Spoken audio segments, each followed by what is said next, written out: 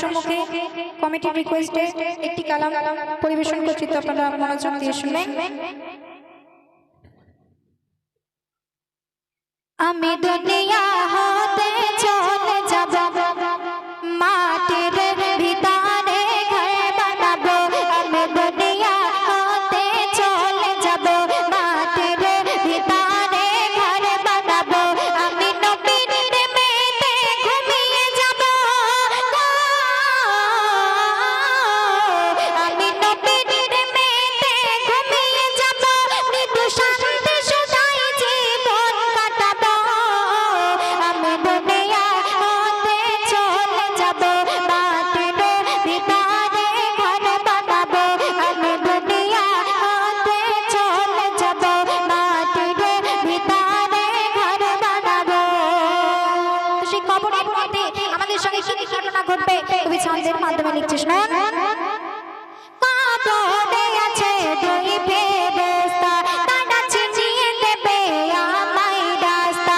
তারা বসিয়ে আমাকে যত্ন করে দেবে, খেতে আমাকে জান্নাতি নাস্তা। দেখে তখন আমার মনে পড়ে যাবে, দেখে তখন আমার মনে পড়ে যাবে, আমি কোনটা নেব আর কোনটা খাবো। আমি দুনিয়া হতে চলে যাব, মাটির ভিতরে ঘর বানাবো। আমি দুনিয়া হতে চলে যাব, মাটির ভিতরে ঘর বানাবো। তো তারপর অতি মূল্যবান কথাই কবি লিখছে, শুনুন। মোর নয়নে থাকবে মদিনা, মোর কপালে কাবা মেখানা। সবাই বলবে মোরে ঘিরে পড়ে, বেশাকে একজন দেওয়ানা। আমি বেলালে না জান শুনতে পাবো, আমি বেলালে না জান শুনতে পাবো। আমি আসরের নামাজ পড়ে নেব। আমি দুনিয়া হতে চলে যাব, মাটির ভিতরে ঘর বানাবো। আমি দুনিয়া হতে চলে যাব, মাটির ভিতরে ঘর বানাবো। তারপর শুনুন।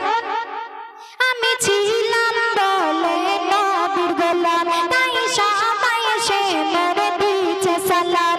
আমি গাইব সেখানে মধুর সুরে, নবীর শানে নবীর নাদিয়া কালাম। মারহাবা ধ্বনি সবার শুনতে পাবো, মারহাবা ধ্বনি সবার শুনতে পাবো। আমি নবীর প্রেমে মাশগুল হব। আমি দুনিয়া হতে চলে যাব, মাটির ভিতরে ঘর বানাবো।